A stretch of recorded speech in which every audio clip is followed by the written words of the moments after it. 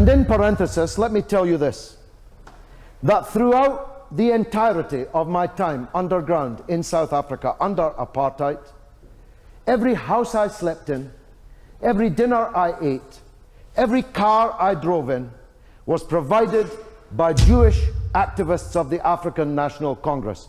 Dennis Goldberg, Albie Sachs, Joe Slovo, Ruth First. Perhaps you've heard of these people. If you haven't, look them up. I've always believed that Britain is a country of migrants. I'm Jewish. Some of my family came in the late 19th century.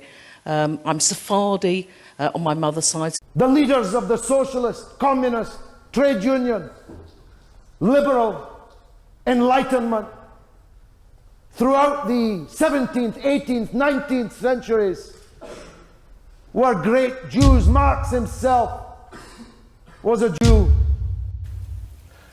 The Liberal Democrats will always stand up for a Britain that is open, tolerant and diverse. And in that spirit, I very much welcome the Jewish European Election Manifesto, calling for a strengthening of EU hate crime legislation, stood up for the right of the Jewish community to practice shechita.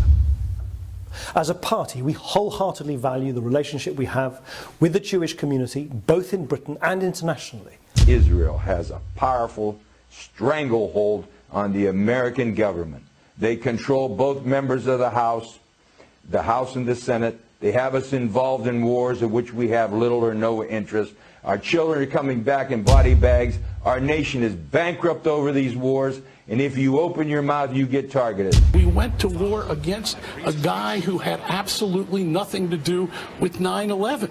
It was a total pretext. It's inexplicable. And there you go to Cheney, there you go to Bush, there you go to the Jewish neocons who wanted to remake the world. Maybe I can say that because I'm Jewish. I'm saying this to you right now. Israel gets approximately $15 billion a year from the American taxpayers. That $15 billion is $30,000 for every man, woman, and child. And people in my district are losing their pension benefits. It's an objective assessment that no one will have the courage to speak about. They're controlling much of our foreign policy. They're influencing much of our domestic policy. Wolfowitz, as Undersecretary of Defense, manipulated President Bush #2 back into Iraq. They pushed definitely to try and get Bush before he left to move into Iran. We're conducting an expansionist policy of Israel, and everybody's afraid to say it. They control much of the media, they control much of the commerce of the country, and they control powerfully both bodies of the Congress. No doubt that within the occupied territories, Palestinian land, that there is a horrendous example of apartheid. The persecution of the Palestinians now under the occupied territories is under the occupation forces is one of the worst examples of human rights deprivation that I know. People in this country, in America, never know about this. They never discuss this. There's no debate about it. There's no criticism of Israel. Hollywood is run by Jews. It's owned by Jews. In Germany, isn't the situation there indicative of the rest of the European continent, where we're actually seeing the EU expanding more and more? How do you now see the future of the issue of immigration developing now across the whole of the European continent, based on what you're seeing there in Germany?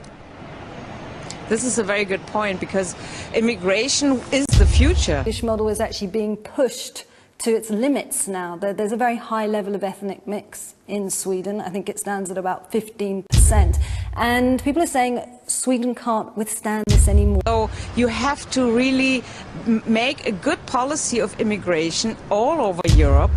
You have to really change the policy of immigration inside Europe. This is very important. You have to adapt the educational system and adapt all the self-understanding of the states. They are not anymore only white or only Swedish or only Portuguese or only German.